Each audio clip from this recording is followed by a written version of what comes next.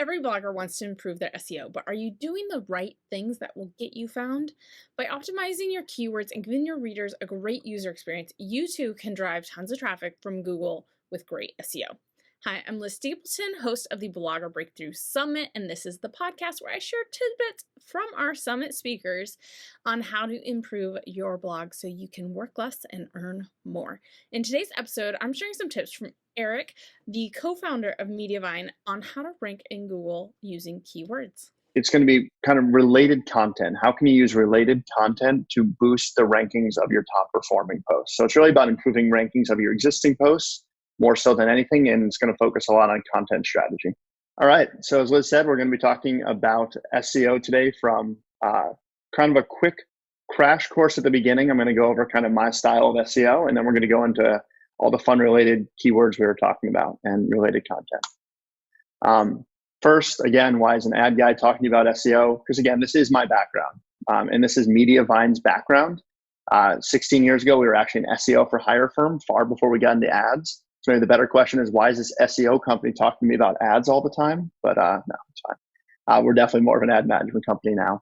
But honestly, one of the biggest reasons you should listen to us is because of the Hollywood gossip. So some people don't know this, but MediaVine started the Hollywood gossip in 2006. We own and operate that site. And it was, at the time, 3 guys who knew nothing about celebrity gossip, but knew a lot about SEO. We used those tricks to grow the Hollywood gossip into about 30 to 60 million page views a month. It's one of the largest gossip sites on the internet. We still use these practices today. So the stuff I'm preaching actually works in the real world.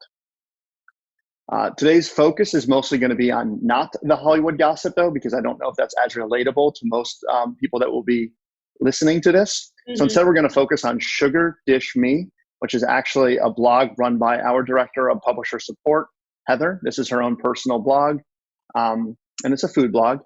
And basically, we're going to go over the strategy we did for her site, which is using Google Search Console to identify some of the top keywords she's ranking for.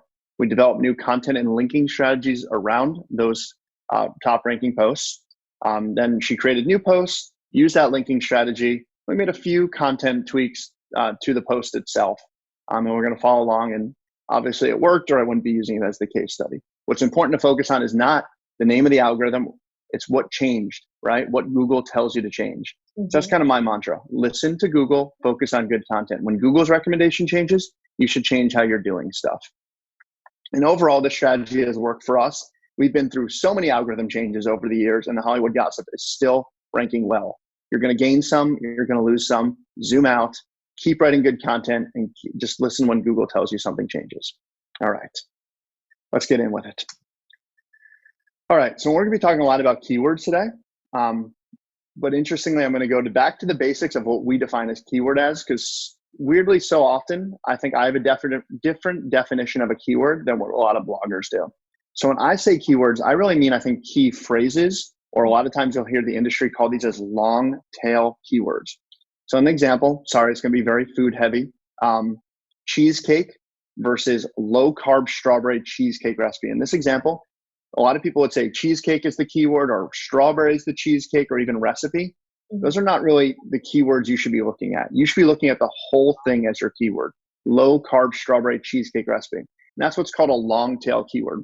So a short tail keyword is something like cheesecake. It is a bigger search, and you may think, I want to go after the bigger search. That's not actually a useful search for you. Mm-hmm. We're going to tell you that the long tail is more useful for your site. The reason why is it comes down to intent of the searcher. What is the reader actually looking for? In cheesecake, you have no idea. Are they looking to buy cheesecake? Are they looking to figure out what cheesecake is? I have no idea what they're searching for. They're just looking for pictures of cheesecake. You have no idea. But with a low-carb strawberry cheesecake recipe, you know, if you're a recipe blogger, you have that for them. That is your exact user you want. They're going to be more valuable for you. Sign up for your newsletter, become an engaged reader that's going to keep coming back. So they're even better for you. Plus, the good news is there's a lot more of them. They make up about 70% of the searches on the internet, and they're a lot easier for you to win as an independent publisher compared to the big guys who are going after the big terms. So everything we're talking about, think key phrase, even though I'm going to keep saying the word keyword, key phrase. All right, quick little summation on content formatting and linking. I have actually a pretty good blog post on this on the MediaVine blog, so I'm going to go short into this, but write more More is better when it comes to SEO.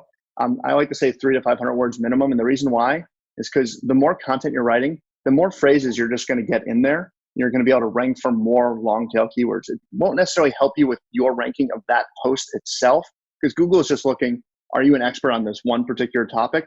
And maybe it only takes you 100 words to do that. But if you can get more key phrases in there, there's more chances for you to rank. You're not just going for ranking on one key phrase. You might rank on other key phrases as a result of doing this. So write as much content as you can. Once you start running out of things, don't start doing fluff. Nobody wants that. Certainly not Google. So if you can only answer this question in 100 words, I guess stop at that point, but maybe rethink how you're writing. If you read my personal SEO blog posts or any of my ad posts on the MediaVine blog, they're all over 1,000 words. And I'm talking about ads, so that's not that exciting. I feel like you could probably get whatever your topic is, you're passionate about it, 300 to 500 should be your minimum. And again, aim for more. Always use web-friendly paragraphs. I'm obsessed with this, but I always say look at on a mobile phone. If you just do what you were taught in school, 3, 4, 5, or 6 sentence-long paragraphs, they're going to look like a giant block of text on your phone.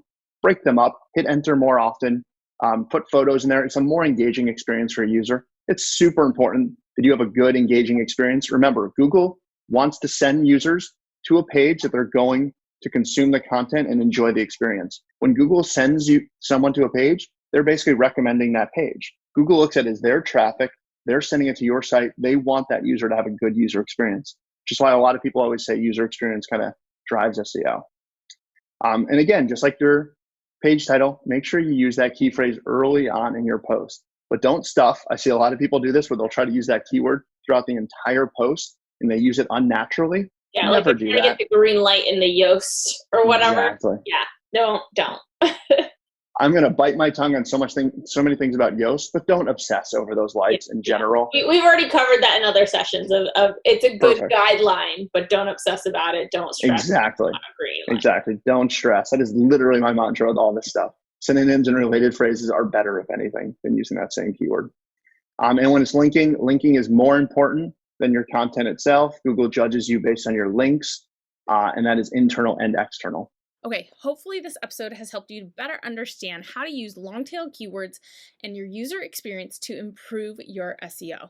Join me next time when we explore why you should run your blog as a business right from the start. I'll catch you then.